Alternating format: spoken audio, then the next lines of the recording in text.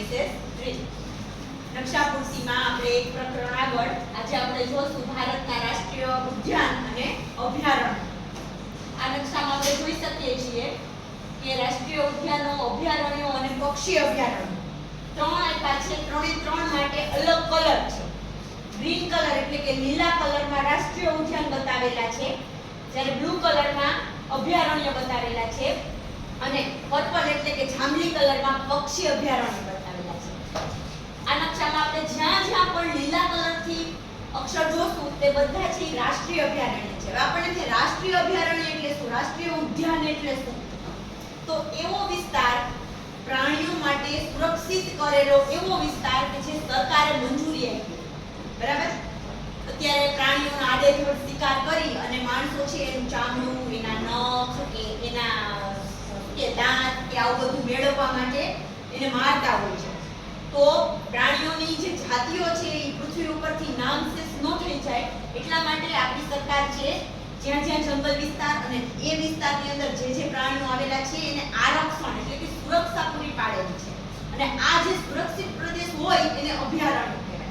આપણને પરીક્ષામાં પૂછાય છે પ્રશ્ન કે અભયારણ્ય એટલે શું, તો આપણે લખવાનું કે પશુ અને પક્ષીઓ માટે સરકારે સુરક્ષિત કરેલ જંગલનો વન્ય પ્રદેશ તેને કહેવાય અભયારણ્ય. બરાબર? જેવી રીતે આપણે ગીરમાં કયું અભયારણ્ય છે, ગીરમાં સિંહનું. ગીર અભયારણ્ય જે છે એ શેનું છે, સિંહોનું. કારણ કે સિંહ છે એ એશિયામાં ફક્ત ને ફક્ત એક ગીરમાં જ જોવા મળે છે, એટલા માટે છે એ ગીરનું અભયારણ્ય. જો આપણે જોઈએ કે ગુજરાતમાં ગીર છે લીલા કલરનું, લીલો કલર એનો અર્થ કે એને સરકાર છે એને મંજૂરી આપી છે. ત્યારબાદ જો કાળિયારનું છે, અહીંયા જો આ કચ્છમાં છે, એ પણ રાષ્ટ્રીય ઉદ્યાન છે. અને મરી અહીંયા પાણીમાં એ છે એ પાણીના જે જીવજંતુ અને જળચર પ્રાણીઓ છે ને એનું અભયારણ્ય છે. મરીન એ આપણે જામનગરથી જવું હોય ને તો મરીન ટાપુ જવાય છે.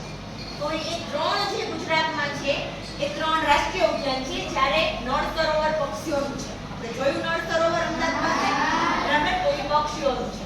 આ ચાર અભયારણ્ય અને પાંચમું વાસંદા આવ્યું. વાસંદા પણ રાષ્ટ્રીય અભયારણ્ય છે જે નવસારી સુરતની વચ્ચે આવેલું છે.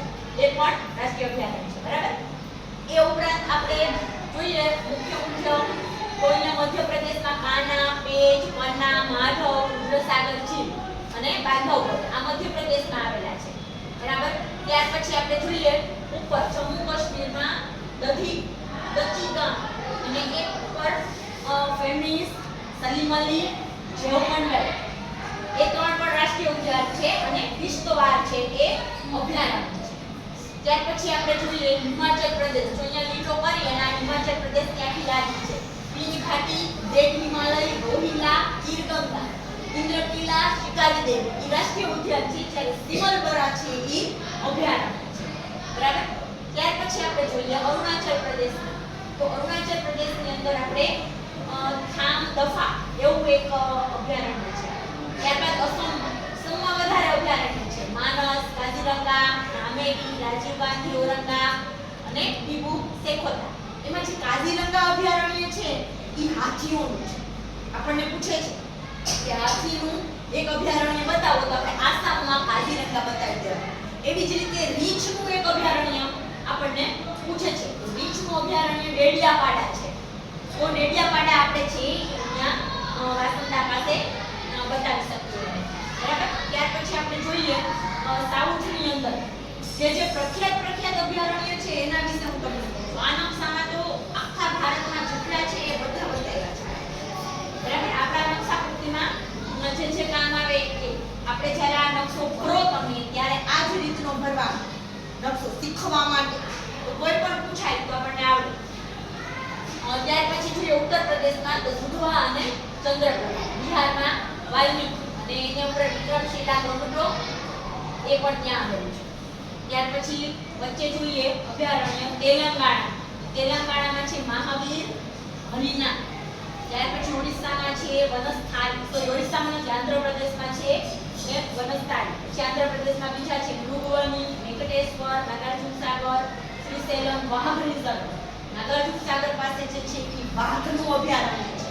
આપણે નકશામાં પૂછાય છે, હમણાં પરીક્ષાના પેપર આપણે જે પ્રેક્ટિસ કરી એમાં વાઘનું એક અભયારણ્ય બતાવો.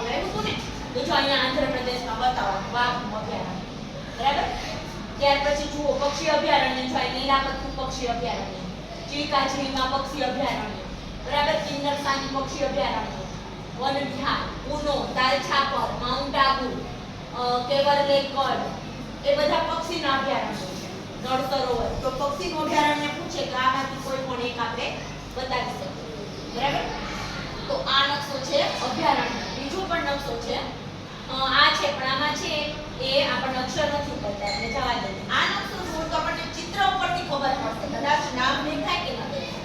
તો આપણે ચિત્ર જોઈએ તો ખબર પડે કે કયા પ્રાણીનું છે. આપણને પ્રાણીનું પૂછે છે કે વાંદરાનું અભયારણ્ય ક્યાં, તો અહીંયા બતાવી દીધું જો કર્ણાટક. પણ આનું નામ શું છે તો એના માટે આપણો આગળનો નકશો છે એ પણ જોવો પડે, કારણ કે આનું નામ નથી.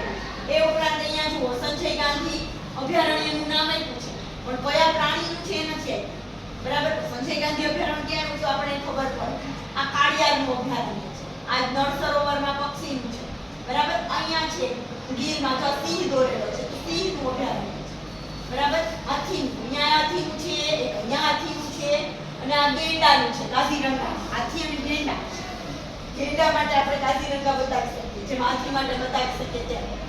એ ઉપરાંત અહીંયા રીંછનું છે રીંછનું અભયારણ્ય ત્યાં છે, ત્યાં બતાવી શકીએ આપણે. ત્યારબાદ છે પક્ષીઓમાં મોર દોરેલો છે, અહીંયા એક પક્ષી છે અને મોર દોરેલો છે. અહીંયા હાથીનું અભયારણ્ય છે કેરળની અંદર, બરાબર. કેરળમાં હાથીનું અભયારણ્ય છે. હવે અહીંયા સંજ્ઞા સૂચિ આપી છે, વન્યજીવ અભયારણ્ય ગોળ, પક્ષી અભયારણ્ય ત્રિકોણ અને ચોરસ બિંદુ છે એ રાષ્ટ્રીય ઉદ્યાન. એટલે એ પ્રમાણે અહીંયા ચિત્ર ઉપરથી પણ આ નકશામાં આપણે અભયારણ્ય વિશે જોઈ શકીએ છીએ. તો આ થયો રાષ્ટ્રીય ઉદ્યાન અને અભયારણ્યનો નકશો.